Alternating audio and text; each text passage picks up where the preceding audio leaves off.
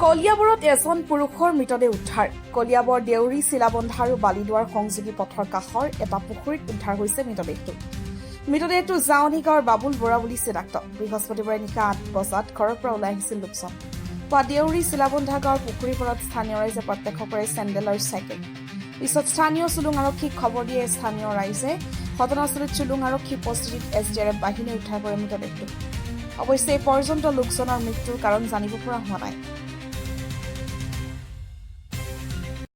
দিলো তাৰপিছত ক'লে মই আহি আছো বুলি কৈ পেলাই মই মায়ে ক'লে যাওঁ, কৈছে মই জানটো বুলি কয় জানটোহঁতৰ ঘৰৰ পৰা আহোঁগে।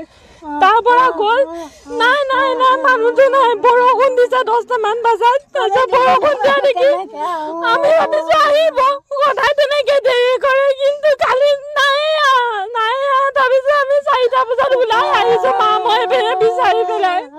তাৰপিছত 4টামান বজাত দেখিছো চাইকেলখন পৰি আছে, মানুহটো নাই কিয়া। চেণ্ডেলো দেখিছো, মানুহটো বিচাৰি পোৱা নাই। তাৰপিছত গাঁৱৰ মানুহক খবৰ দিছো, গাঁওবুঢ়াক খবৰ দিছো। এয়াই জানো, কিন্তু কোনোবাই কিবা কৰিছে যদিও নাজানো। কিন্তু দেউতাই বহুত দেৰি কৰে, বহুত খাই কৰি পেলাই পৰি ধৰি আহে, কিন্তু তেনেকে একদিনো হোৱা নাইকিয়া দেউতাৰ লগত। কিন্তু আজি কি হ'ল নাজানো, কালি কিয় তেনেকে হ'ল নাজানো। আৰু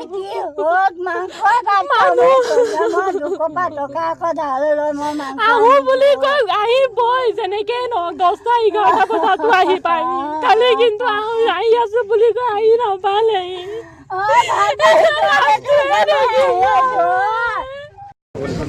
ৰাতিপুৱা মই জনামতে মানে ৰাতি 8টা বজাত ঘৰৰ পৰা ওলাই গৈছে।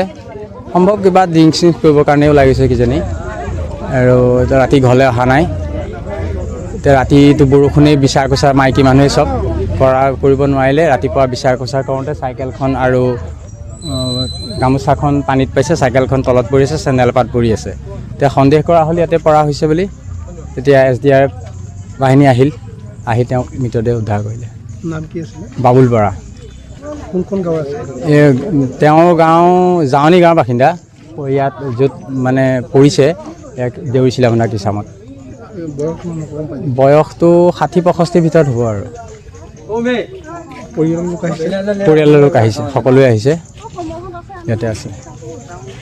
কিবা গম পায় নেকি কেনেকৈ? তেনেকুৱা একো গম পোৱা নাই। ৰাতি এতিয়া কেনেকৈ আহিছে একো গম পোৱা নাই, কোনো দেখা নাই। এতিয়া চাইকেলখন পোৱাৰ কাৰণে সন্দেহ হৈছে ইয়াতে পৰিছে বুলি। আৰু সেইটোৱে পুলিচ আহিছে। ৰাতিপুৱা মই জনাৰ লগে লগে পুলিচক ফোন কৰিলোঁ, পুলিচে SDRFক ফোন কৰিলে। এতিয়া আহি পেলাই উদ্ধাৰ কৰিছে। পৰিয়ালৰ লোকৰ কিবা সন্দেহ হয় নেকি? সেইটো কথা এতিয়ালৈকে গম পোৱা নাই, কিন্তু তেনেকুৱা সন্দেহযুক্ত কথা কোৱা নাই এতিয়ালৈকে। এতিয়া মানুহটোৱে অকণ ড্ৰিংকছ কৰেতো, সেইটো জেগাকণ একেবাৰে বেয়া, মানে স্পীড ব্ৰেকাৰ লগতে আছিলে, ৰাস্তাটো ছাইড নাই, সম্ভৱ ছাইডলৈ যাওঁতে পৰি গ'ল, তেনেকুৱাই হ'ব আৰু।